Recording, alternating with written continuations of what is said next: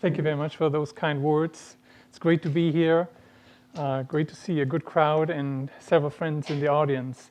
So I have challenged myself a little bit, and rather than giving my standard talk, I'm going to give you a slightly different talk, and also with a different title. So I've never really taken on such a big challenge, but let's see how it goes.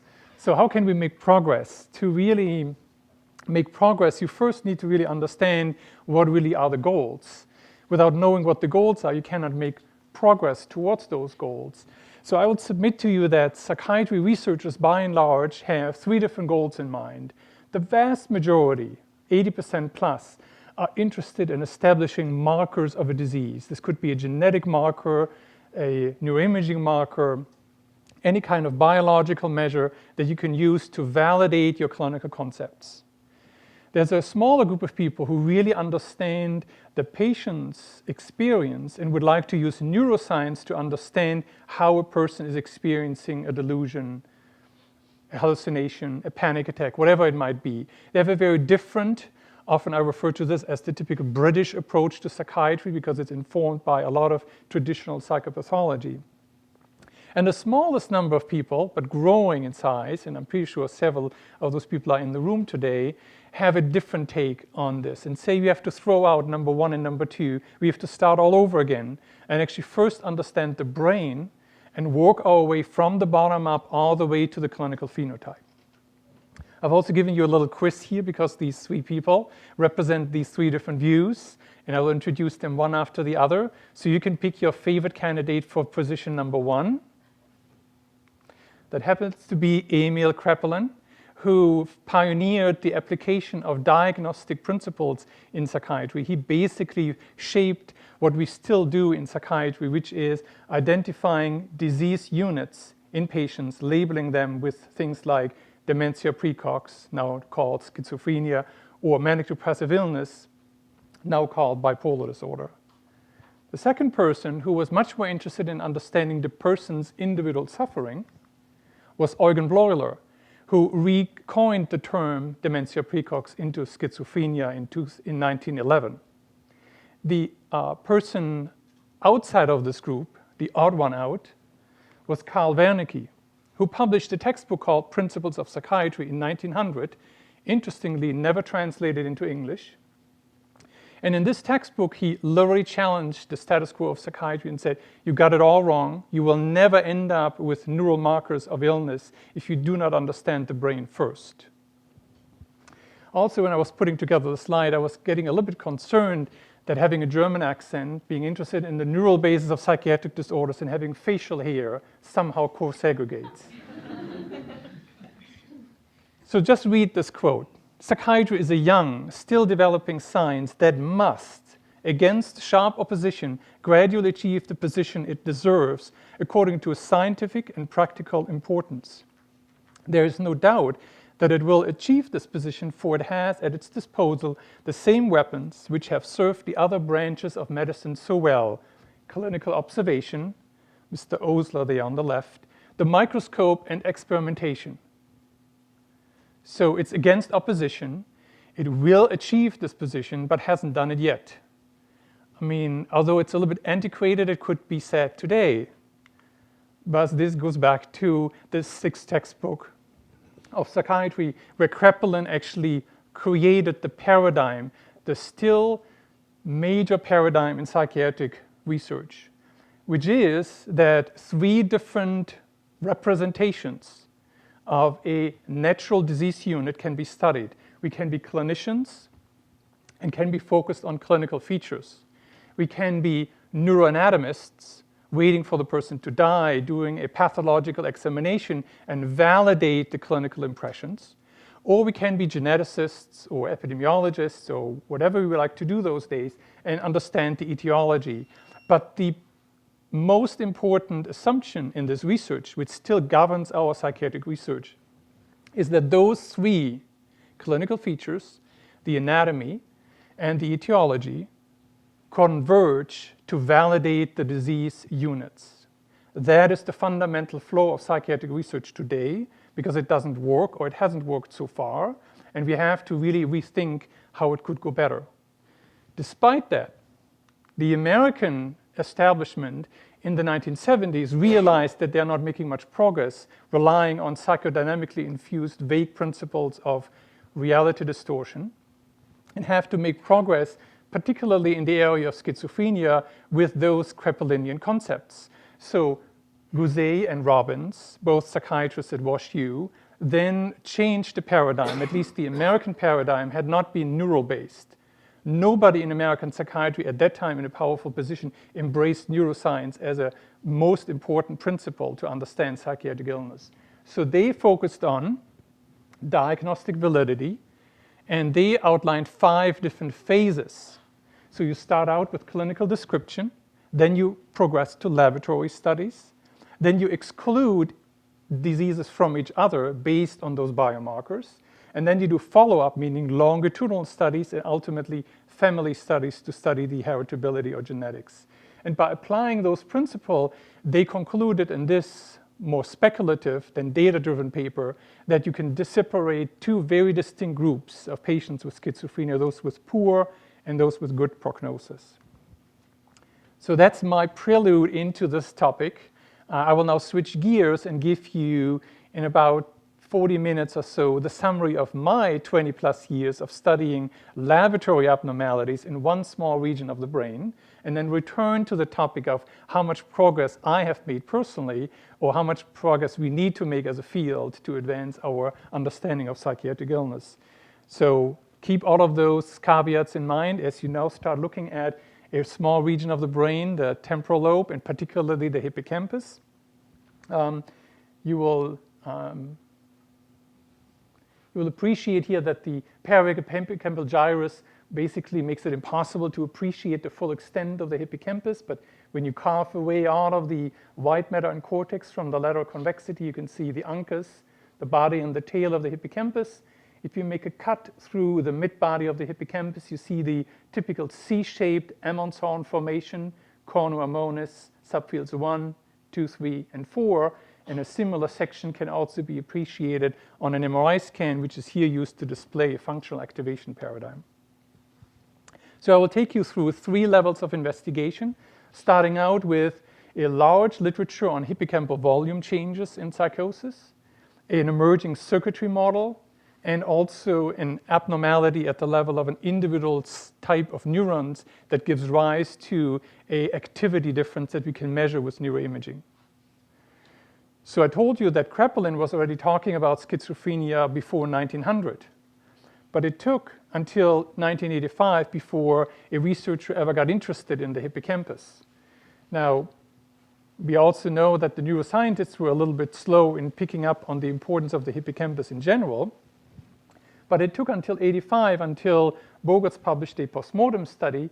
Here you see coronal sections, 2 coronal sections through a healthy brain, and 2 coronal sections through the brain of a patient with dementia praecox, because these brains were collected before 1945, and they were still referred to as dementia praecox. And you can see a pretty robust, plump hippocampal uncus here. Don't be confused by the white and the black. This is a myelin stain, so the gray matter is white and the white matter is black. But you can easily appreciate the remarkable difference in volume and also the concomitant enlargement of the lateral ventricle. Here's the scatter plot from this paper. These are the hippocampal volumes in the healthy controls, these in the patients, which resulted in a 31% volume difference between the 2 samples. This was the original description of the now most robust structural abnormality known in schizophrenia, which is hippocampal volume difference. This is just one of the many meta-analyses and reviews that have been published on this topic. It's a pretty crude measure of displaying the significant differences, but you can see that the hippocampus is consistently involved to be smaller than in patients, in healthy subjects. A much better way of showing these data is from this meta-analysis of 44 ROI studies. For me as a chair, I always think about return on investment, but this refers to region of interest studies where you painstakingly outline the shape of the hippocampus. So rather than giving to FreeSurf or some other automated segmentation program, you actually focus on the hippocampus, and then you can see the effect sizes for these volume differences are 0.5 or higher, which make them for psychiatry very robust. I want to focus on this particular study because it allows us to compare different groups of patients with schizophrenia at different stages of the illness. Let's start with the left. So the gray and dark bar here show the hippocampal volume, and they're plotted in contrast to the healthy control group. So this is about a 7 to 8% volume difference in chronic patients with schizophrenia, meaning they've had the illness for at least 6 months or longer. This is first episode schizophrenia. This is within the first year or two of the illness. And schizophreniform is the important one here. This is the precursor of schizophrenia. You have the illness for at least a month, but not more than 6 months. More than 90% of those patients ultimately progress to schizophrenia. So it's akin to maybe mild cognitive impairment converting to Alzheimer's disease. And you can see here that there is clearly a gradient of volume change over time with smaller, not significant changes, making them more significant as the illness progresses. So that's going to be an important aspect when I come back at the end of my data presentation, when we actually start to do longitudinal imaging studies of hippocampal structure and hippocampal function. So that summarizes my review. It's a rather extensive literature, but the take-home message is that yes, the hippocampus is smaller in volume, about 6 to 8% compared to a healthy matched control group. If that is the case, you would like to, of course, know what really drives this hippocampal volume difference that we can now pick up with even low-resolution MRI scans. So you need to develop a circuitry model, and you need to understand the anatomy that underlies this structural abnormality. I will give you a 1-minute working model of what the hippocampus does for you. There are experts in the room, so I hope you give me a break and don't expect this to be for the aficionados, but just as a working model. Multimodal information arrives at the entorhinal cortex and conveys the information via 2 different pathways, indicated here in red as the direct pathway and in blue as the indirect pathway. Those 2 pathways convey different information. The information that arrives with the direct pathway is the online recording of sensory input. It basically allows you to have a running tape that conveys this information into the hippocampus. In contrast, information that is arriving at the same neurons in CA1, but arrives here through the trisynaptic pathway, allows the hippocampus to retrieve previously stored information. And it is the ability of these individual pyramidal cells in CA1 that allow those neurons to detect a coincidence between those 2 different inputs. And depending on whether that is a match or a mismatch, this pyramidal cell will then fire and relay this information to other parts of the hippocampus and through the subiculum back into the cortex. So the model really of hippocampal function, although there are several, at the core means that the hippocampus allows you to compare old and new and to encode that information into long-term memory. So now that we have this working model, we would like to know, are any of those regions of the hippocampus selectively affected? Or any of those cells, the pyramidal cell, or those different types of local interneurons selectively affected in schizophrenia? To do that, you have to start out with a very time-consuming stereological sampling of the whole hippocampus to estimate not only the volume of the hippocampus, but also the total neuron number of the hippocampus. So just for you to know, we have about 10 to 11 million neurons in each of your 2 hippocampi. Compare that to 10 to the power 14 neurons or so in the CNS. So it's a very small number, but crucial for this encoding of new information. This is the 3rd of 3 studies that have used stereological sampling, and none of them have found any difference in the total number of neurons in schizophrenia compared to healthy controls. This is a remarkable difference compared to other neuropsychiatric disorders that are also associated with hippocampal volume change. Most known, of course, are the dementias like Alzheimer's disease, but also epilepsy and several stroke syndromes, where the neurologist uses an MRI to diagnose a patient based on hippocampal volume change, and that hippocampal volume change is invariably associated with loss of neurons, primarily pyramidal cells. So that's not the case in schizophrenia. So we were digging a little bit deeper This takes me back many years ago when I was spending time at the microscope to plot literally each and every neuron that I was seeing under the microscope. This sea of color-coded dots here, blue for CA1, yellow for CA2, CA3, and red for CA4, represents a pyramidal cell. And the white larger dots indicate the interneurons, the GABAergic cells. And you can see very easily that there is a imbalance, a much greater density of pyramidal cells, excitatory neurons, versus inhibitory neurons. In fact, the ratio in the human hippocampus is 10:1, quite different from the cortex or the thalamus, where it's 3:1. And that imbalance between excitation and inhibition seems to be crucial for the hippocampus to do its online recording, and the constant matching of old and new also consumes a lot of energy, and it's the highest accumulation of mitochondria in those interneurons because they tonically have to inhibit activity of these pyramidal cells. So once we knew that it's not a simple loss of neurons, we were more interested in the different subtypes of interneurons. This is a very simplified scheme of all of the different subtypes. I've only listed 4 different ones. But they can be distinguished based on the connections that they are making. So this would be an axosomatic connection. This would be an exodendritic connection. They can also be subdivided based on the proteins that they're expressing, many of those being calcium-binding proteins. Again, they have to be taking up a lot of calcium in the repolarization, so they express a high level of calcium-binding proteins. So we became interested in 2 different subtypes of neurons. The parvalbumin positive cells, which are inhibiting either the soma itself or the axon hillock, and the somatostatin positive cells, which inhibit the dendrites.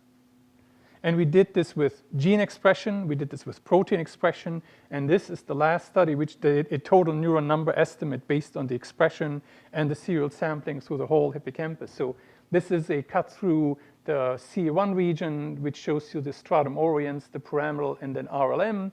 And this shows you the expression of somatostatin positive neurons, and this the expression of parvalbumin positive neurons. When you plot this out, you can see a dramatic reduction in the total number of those 2 different classes of interneurons. Please take into consideration that those 2 interneurons make up less than 3% of the total number of neurons in the hippocampus. So while we are showing here a 40% reduction of those interneurons, it would not come out in an estimate of total neuron number as I showed you earlier. So you will only find that by doing gene expression studies where we could show the same, or by doing cell counting with protein expression. So I hope I've convinced you that for the circuitry, there seems to be a preferential deficit of these interneurons. I've highlighted here the parvalbumin positive interneurons. There are also other ideas about changes in the pyramidal cells, but I would say that the evidence right now points to a much stronger effect with a decreased expression of protein in genes and potentially a loss of these parvalbumin positive and somatostatin positive cells. So that wraps up the second level of investigation. So the question then is, what does this mean really for the properties of the hippocampus as it guides behavior, such as memory? So in this theoretical paper, John Lissman and several other people who at that time were working together with Joe Coyle on his Conti Center, they were primarily interested in this particular synapse, the NMDA receptors in the glutamatergic axon collateral that feeds back to the local interneuron and keeps tonic drive on this fast spiking interneuron to then provide the inhibition of the pyramidal cell. And the question arose then, is this really a deficit of the NMDA receptor, the so-called NMDA receptor hypofunction model, or primary deficit in the activity or the integrity of those GABAergic fast spiking interneurons? That is not settled. I'm not going to show you the data today.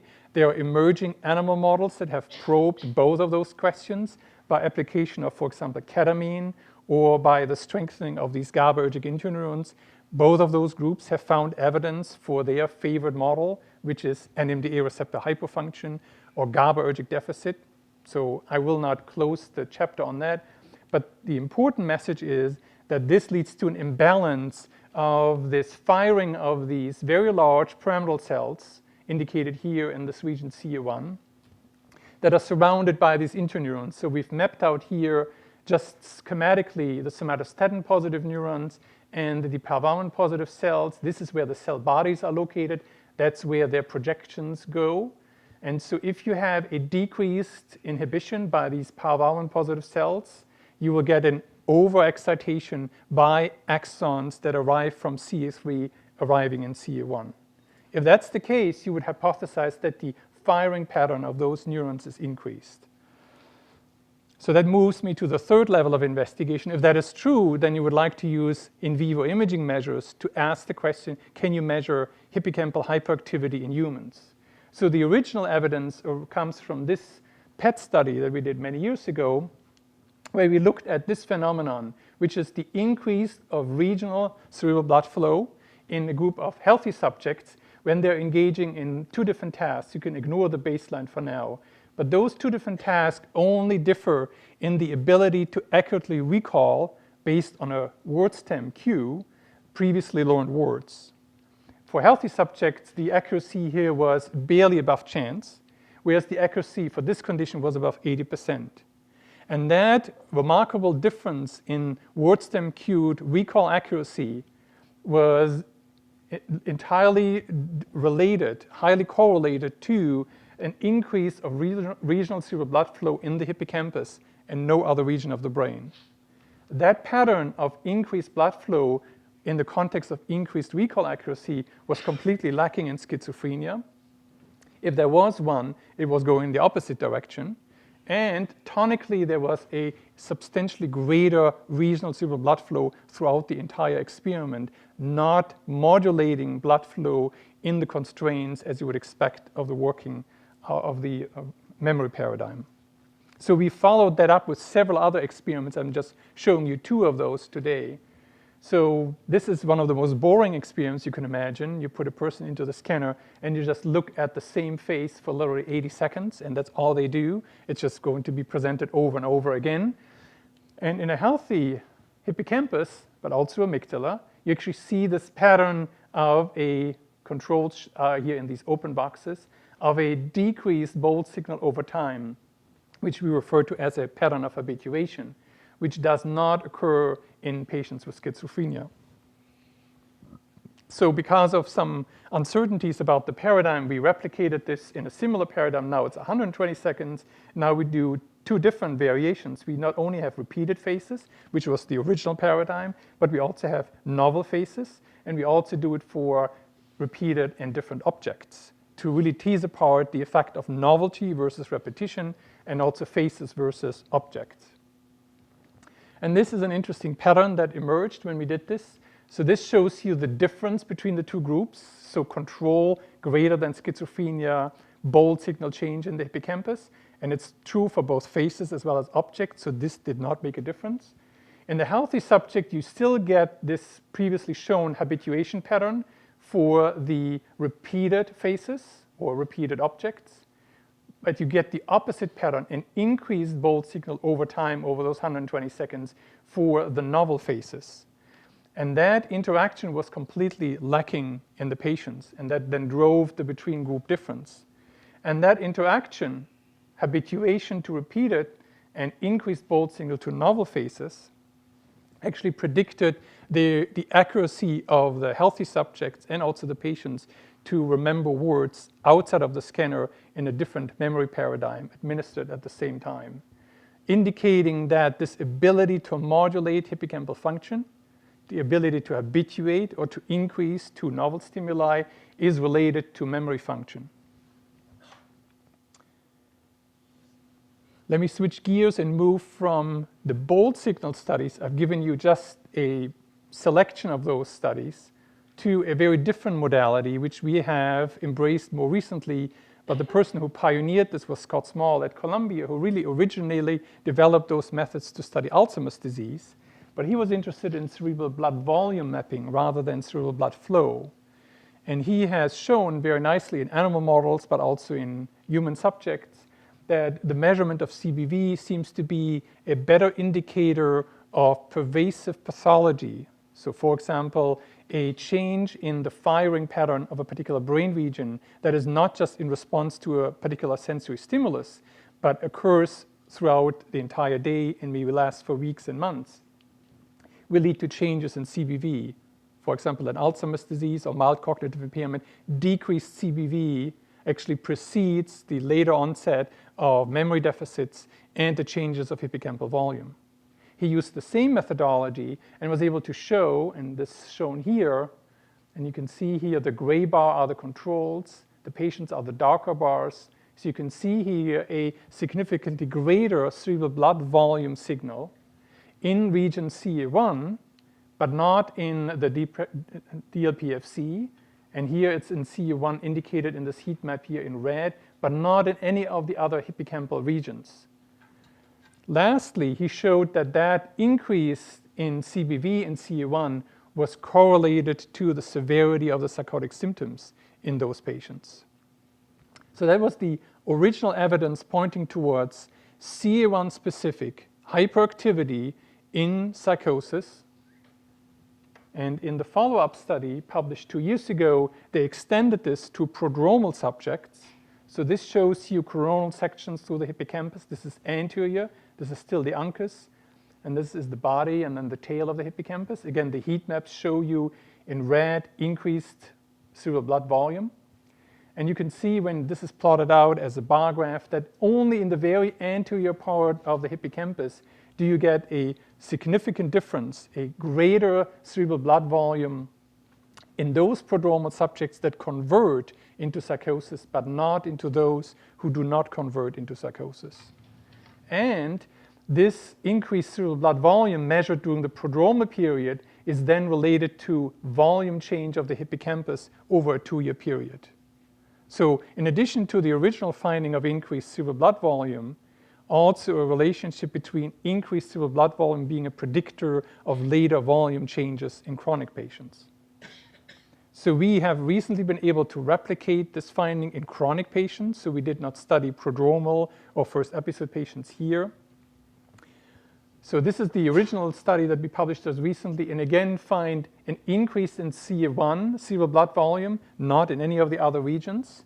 But I'm going to show you not only that bar graph, but I'm also going to show you the scatter, well, they're not really the scatter plots, but gives you a little bit more of the idea of the variance. And you can appreciate here that similar to Scott Small's paper, the CBV changes in CA1, in the hippocampus, are limited to the anterior hippocampus. In fact, we had 6 sections, 3 through the anterior, 3 through the posterior hippocampus, and in only one of those 3 anterior sections did we find this dramatic difference. There was a similar difference also in the third, but only really in the anterior region do we find this difference between schizophrenia and controlled, not in any of the other regions.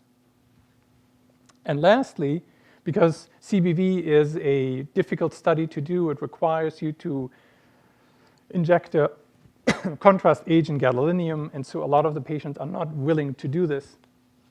We've also explored other methodologies that allow us to measure cerebral blood volume and related phenomena.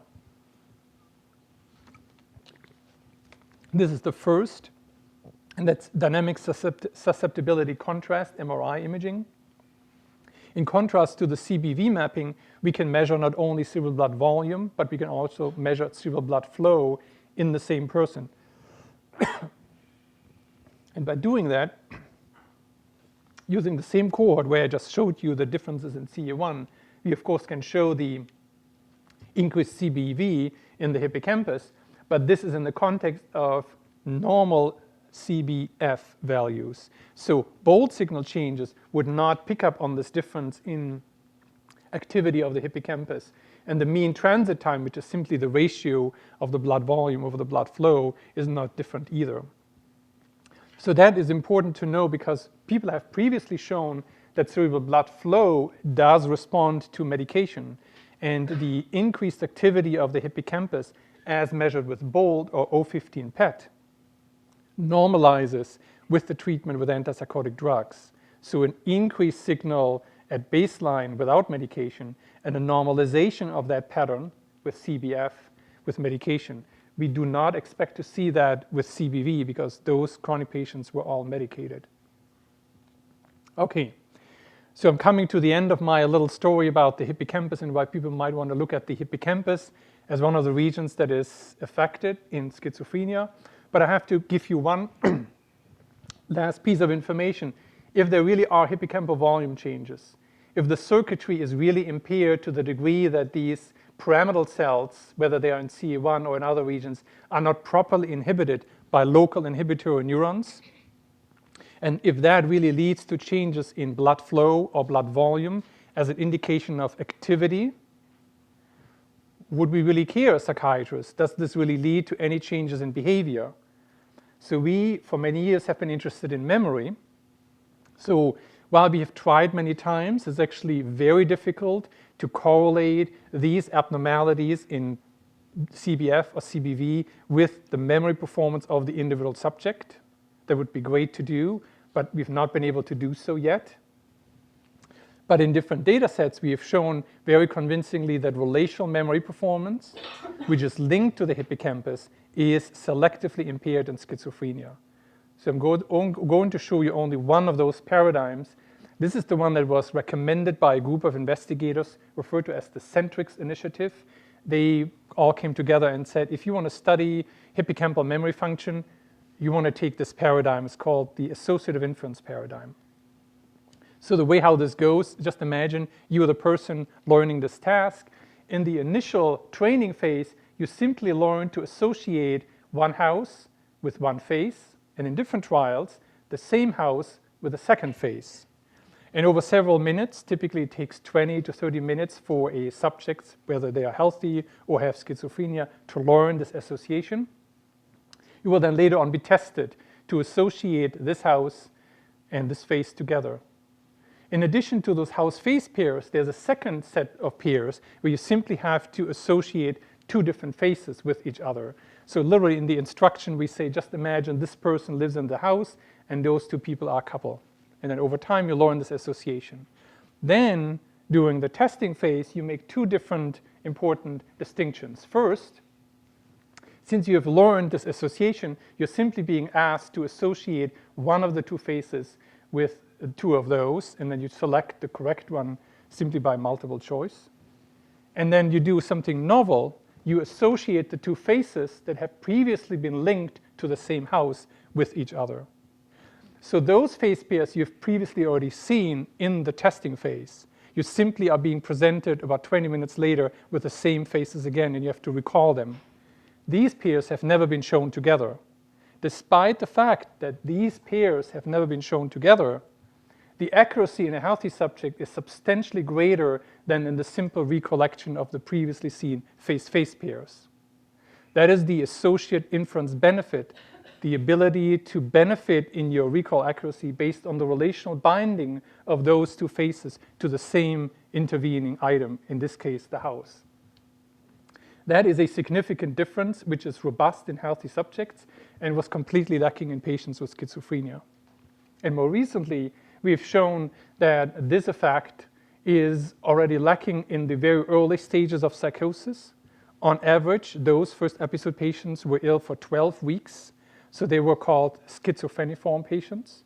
And we followed them also and made sure that they have converted into schizophrenia. And you can see that the non-affective psychosis patients lack this ability, this relational memory ability. But the non-affective first episode patients typically they would go on to a diagnosis of bipolar disorder, still have the ability of this relational binding. So that's just one of the many different experiments that we and others have done that show very nicely that relational memory deficits linked to the hippocampus are more affected than non-relational memory deficits. Lastly, we then propose that these changes in hippocampal function, hippocampal activity, and hippocampal volume evolve over time. So just imagine this is a time axis, and this is when the illness starts. So this is the original first episode of psychosis, and then you follow subjects for 2 years into the illness so that they go through this phase of schizophreniform disorder and ultimately go into schizophrenia. So based on our data and the Villacoulis data and others, we would hypothesize that hippocampal volume is still within the normal range at the beginning of the illness and then decreases over time over a 2-year period. That the functional memory deficits are already present in the non-affective psychosis patients, even with their hippocampal still being normal. I didn't show you the data, but in those where I showed you the behavioral data, their hippocampal memory was normal. So that's why we make the hypothesis. And last but not least, based on Scott Schobel's and Scott Small's data, that cerebral blood volume as an index of activity precedes the changes in hippocampal volume. So you have 3 waves of pathology. The first one being increased activity as an index of interneuron dysfunction. Then within a year or 2, a change in hippocampal memory function. And then within another year or 2, a change in hippocampal volume. And only after all of those waves have occurred do you see then the full-fledged pathology of all 3 in the chronic patients. So I hope that that was convincing to you that at least at the level of postmortem studies, protein and gene expression studies, and structural and functional neuroimaging studies, there's convincing evidence that there's something wrong with the hippocampus. But have we really done anything more than that? Have we really done anything that links the hippocampus to an understanding of the mechanisms of the illness? So of course, I've not given you tons of more information that I could have provided. For example, that there are distinctive genetic risk factors that are actually translating some of their pathology through the hippocampus, whether that's DISC1 or neuregulin, whether that's the alpha-7 nicotinic receptor. Many of those have been linked as genetic risk factors to an abnormal function of the hippocampus. I did not talk about that at all. There's also emerging evidence that environmental stressors can convey some of their mechanisms of illness via the hippocampus to give rise to psychosis, whether that is ischemia, or whether that is poor nutrition, or whether that's infection.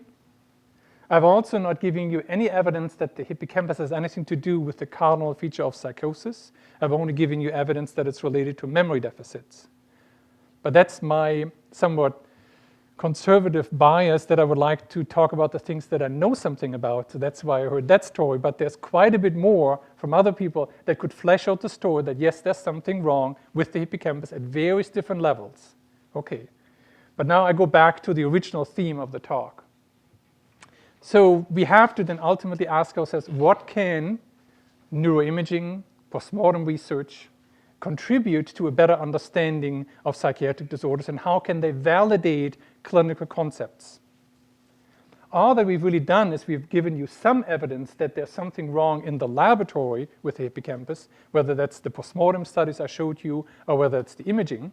And yes, maybe there's also some delimitation, as they call it, from other disorders. So dissecting, for example, affective psychosis from non-affective psychosis, that the hippocampus is differentially affected in patients with schizophrenia versus bipolar disorder with psychotic features. And there's quite a bit of evidence that that can be done. So those are the 2 things we've done. But we have not given you much that the clinical description, the different types of psychosis or schizophrenia, have something to do with pathology in the hippocampus. We are just starting to follow patients over time to actually see how the pathology of the hippocampus evolves over time. All of the data that I showed you so far are cross-sectional studies, except Scott Small's one study, which looked at progression of illness over 2 years and showed you an increased CBV in the prodrome, predicting volume change after 2 years. So in addition to that, we also then have to raise the bar even further, because in addition to Robbins and Gouzet's 5 validators, again, these are considered the gold standard. That makes it a good psychiatric diagnosis. There are others, and particularly the overall functioning over time as a predictive validator that is important for clinicians and that ultimately will determine the fate of a psychiatric disorder. If clinicians cannot predict either response to treatment or ultimate outcome of the disease, it will be of little value. And we will not see the community of clinicians or researchers embrace a diagnostic manual like the DSM if it cannot reach that point. But again, going back to my research, nobody has shown that these changes in the hippocampus, which are robust with effect sizes of 0.5, 0.6, are in any way related to the prediction of response to treatment or outcome of patients. So that gets me back to Kraepelin's paradigm. And when I made the bold statement that that's really where the problem are, I would like to go back to this. we have started with the notion that a clinician can make a diagnosis of, let's say, schizophrenia. Somebody else can take a group of brains and study them in the laboratory and do nice postmortem studies. And a third patient, and a third group somewhere else can collect genetic data and study the genetic etiology of the same construct, schizophrenia. We all believe that we will end up at the end at the same natural disease unit, as Kraepelin calls it. Philosophers would call it natural kinds.